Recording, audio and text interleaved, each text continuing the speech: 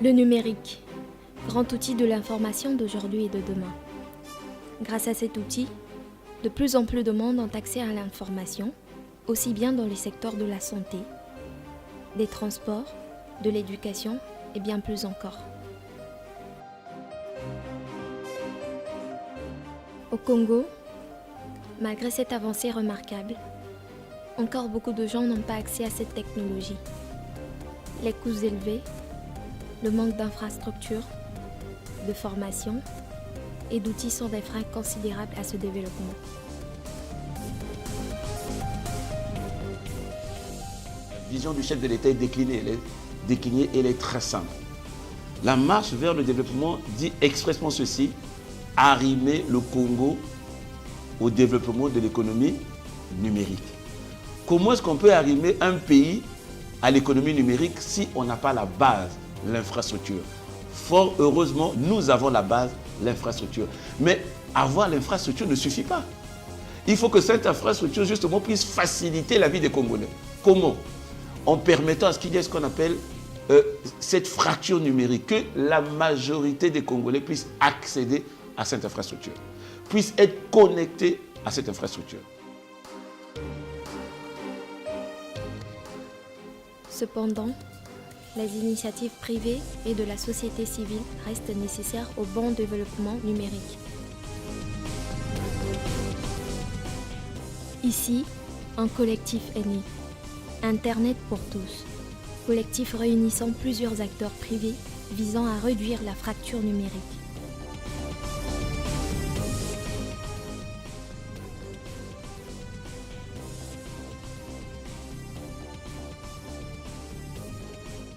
Le collectif Internet pour tous a été créé en début mars. L'objectif du collectif est de pouvoir œuvrer en faveur de la réduction de la fracture numérique, notamment en s'axant sur 4 problématiques bien ciblées, bien déterminées. Premièrement, nous avons l'accessibilité des élèves et étudiants au matériel informatique. Deuxièmement, nous avons l'accès à Internet. Troisièmement, nous avons la formation des jeunes aux technologies de l'information et de la communication. Et enfin, nous avons aussi une commission qui porte justement sur le financement des startups innovantes. Il y a aujourd'hui des innovations dans le secteur agricole qui permettent par exemple à des agriculteurs de pouvoir prendre connaissance justement du prix sur le marché ou alors de la météo. Il y a des innovations dans le secteur de la santé, des innovations dans le secteur de l'éducation et même dans nos méthodes de travail, il y a un certain nombre justement d'innovations. Parce que c'est ça en fait, les technologies de l'information et de la communication, c'est permettre aux personnes d'avoir accès à l'information. Alors ce que l'on peut souhaiter au collectif, c'est déjà premièrement de perdurer et d'être efficace dans son action. Alors Yatuzone, c'est un Wi-Fi communautaire. L'idée, c'est de mettre un accès à Internet à disposition des populations, du grand public, via du Wi-Fi qui est accessible dans des lieux publics.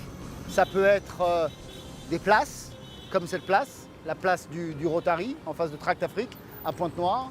Ça peut être des lycées, des hôpitaux, des écoles, des endroits où les gens passent une partie de leur vie et ils vont souhaiter avoir un accès Internet de qualité à des tarifs économiques. Donc l'idée de Yatuzone, c'est de créer un réseau où les utilisateurs de Yatuzone vont pouvoir utiliser Internet soit gratuitement, soit à des tarifs qui sont des tarifs spécifiques d'un Wi-Fi, qui sont un Wi-Fi économique. Alors l'idée de Yatuzone est ancienne, elle a plus de 10 ans, mais c'est seulement maintenant que nous sommes arrivés à un ensemble, à un produit qui soit homogène et qui tienne compte d'un accès Internet de qualité, d'une alimentation électrique autonome à travers des systèmes de panneaux solaires et un billing qui permette de proposer aux utilisateurs à la fois une gratuité ou un accès donc valable pendant 30 jours, encore une fois, à des tarifs économiques, à des tarifs spécifiques. Alors, les projets Yatuzone, il y a un certain nombre de choses que nous avons pu développer, nous, Office, avons pu développer en toute autonomie. Mais pour pouvoir bien le faire, étant donné que c'est un projet qui touche l'aménagement des villes, C'est un projet de Smart City, de ville intelligente.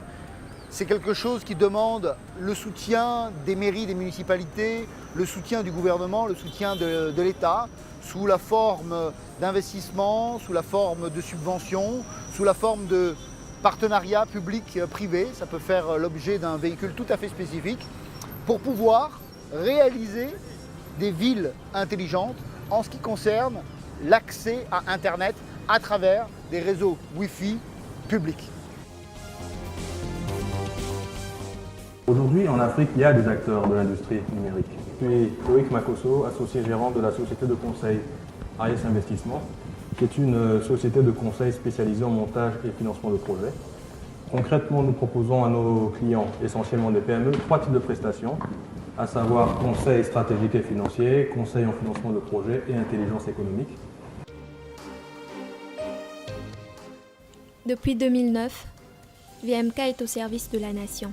Elle révolutionne l'industrie du téléphone au Congo. Avec le savoir-faire congolais, dans ses laboratoires agréés sont fabriqués plusieurs modèles de téléphones, testés et mis sur le marché à un prix abordable.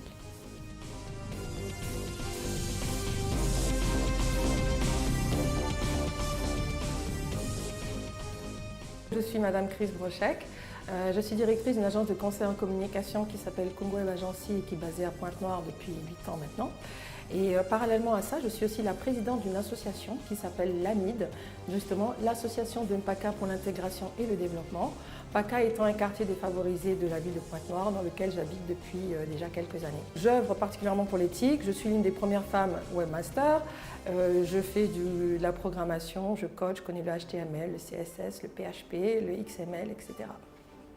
L'AMID est une association qui vise à favoriser l'autonomisation des jeunes et des femmes de Mpaka à travers plusieurs activités comme par exemple la formation, l'accompagnement. On aide justement les jeunes et les femmes à s'orienter.